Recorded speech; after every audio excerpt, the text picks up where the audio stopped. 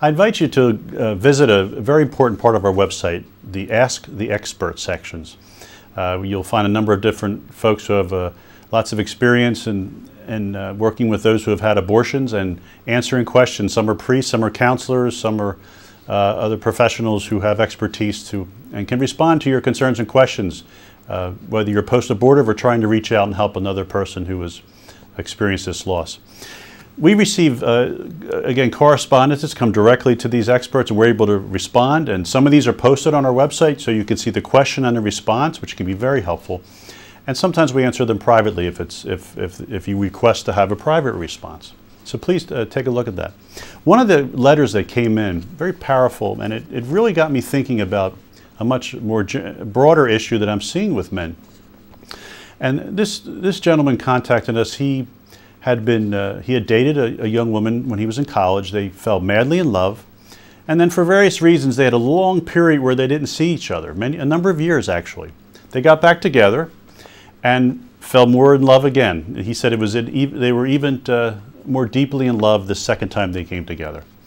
They conceived a child during their relationship, and then something very puzzling happened, as he reported. She became very cold when she learned of the pregnancy. A wall went up, and he was unable to penetrate that wall and try to influence her that, no, we can give life to this child.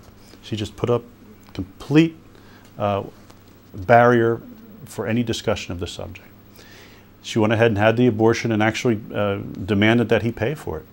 He was devastated after the procedure, and he said in his letter, "I think about the child almost daily. He's having trouble with every part of his life. This is a very traumatic experience for him. It's like a bomb went off in his life. He's still trying, this is a number of years later, he's trying to understand what happened. He's trying to put the pieces back together of his life." This is not the first time I've heard about a situation where a guy is involved in an abortion decision and the woman responds this way. And it made me think of some of the many stories I've heard in Rachel's Vineyard retreats where I served as counselor as one of the team members. And I would hear these stories of women reflecting back on why they responded in this way. And oftentimes it's because there was a previous abortion that had never had healing. We know that half of all abortion procedures are repeat procedures. It's not uncommon to have 2, 3, 5, 10 abortions once you enter into that very painful and traumatic experience and don't have healing of that abortion loss. So this may have been what was happening in this situation. During that time that they were separated, she had another relationship possibly. If there was an abortion and it wasn't healed, that pregnancy will bring up all those unresolved feelings and pain. She may have been very hurt by the father of that other child, and so she will reenact some of those very painful situations in this present relationship with this man. But sadly, she not only re-entrenches her own post-abortion trauma, but now another person is traumatized because there hasn't been healing.